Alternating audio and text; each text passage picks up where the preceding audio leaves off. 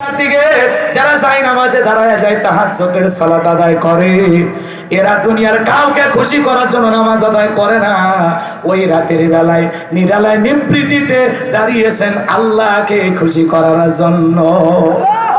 ওই নামাজ যারা আদায় করবে, গভীর নিশীথে যারা নামাজ আদায় করে, এদের জীবনে কোনো ব্যর্থতা নাই, এদের জীবনে সফলতা। এরা চাইতে দেরি, আল্লাহ দিতে দেরি করবে না। কথা বলেন ঠিক কি না? এজন্য ভাইরা আমার, রাত্রি জাগরণ করে ইবাদত করতে হবে কার? আল্লাহ। আরো জোরে বলেন কার? আল্লাহ রাব্বুল আলামিনের ইবাদত করতে হবে।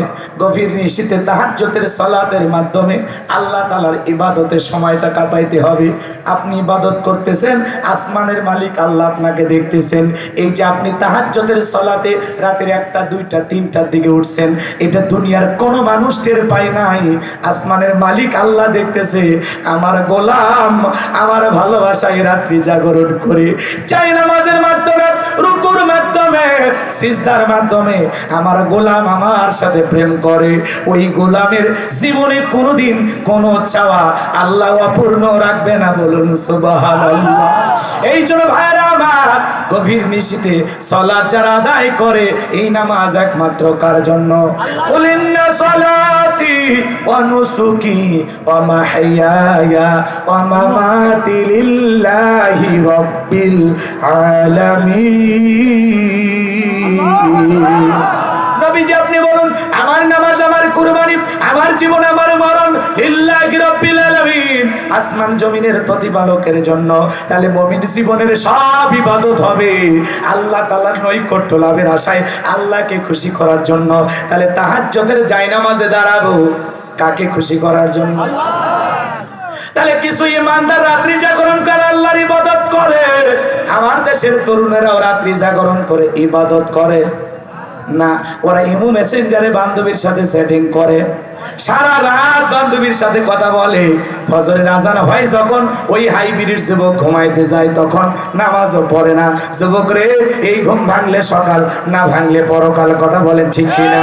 কেমন করে ঘুমাও তুমি ওরে চুয়াডাঙ্গার যুবক, কেমন করে ঘুমাও তুমি ফজর করে কাজা? এমন তো হতে পারে ও তোমার জোহরে জানাজা। পাঁচ ওয়াক্ত সালাত আল্লাহর হুকুমে আদায় করার দরকার আছে না নাই? সিজদা দিয়া গভীর নিশীথে চোখের পানি ছেড়ে দিয়া আল্লাহর কাছে কান্নাকাটি করে বলা লাগবে। মনে রাখবেন, আপনাদের উদ্দেশ্যে বলে যায়, বিশ্ব নবীর কাছে জিবরাইল আসলেন, ডেকে বলেন, নবী গো, ও নবী, 2 ফোঁটা চোখের পানির দাম কত আপনি কি জানেন? আমার নবী ডেকে বলেন, ও জিবরাইল কি বলতে চাও বলো? জিবরাইল ডেকে বলেন, নবী গো, যে আল্লাহর ভয়ে 2 ফোঁটা চোখের পানি ফেলাইতে পারবে, এই 2 ফোঁটা চোখের পানি জাহান্নামের আগুনকে নেভায়া দেবে।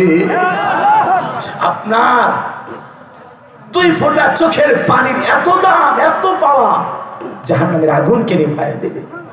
কিন্তু কখনো তো আল্লাহর ভয়ে, জাহান্নামের আগুনের ভয়ে, কবরের আযাবের ভয়ে তো কাঁদি নাই।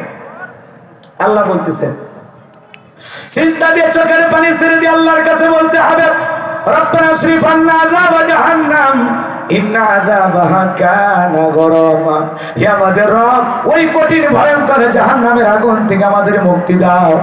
ওই জাহান্নামের আযাব, শাস্তি সহ্য করার ক্ষমতা আমাদের নাই। ইন্নাহা সাআত মুস্তাকাররাও ওয়া মুকামা, নিশ্চয় আবাসস্থল হিসাবে, বসতির জায়গা হিসাবে ওই জাহান্নাম কত না নিকৃষ্টতম একটা স্থান।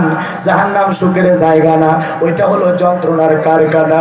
ওই জাহান্নামের আগুনে যারা যাবে, আল্লাহ তাআলা বলেন, ইন্না জাহান্নামা কানাত মিরসাদা লিত্তাগিনা মাআবা লাবিসিনা ফিহা আহকাবা লা ইয়াযুকুনা ফিহা বারদাও ওয়ালা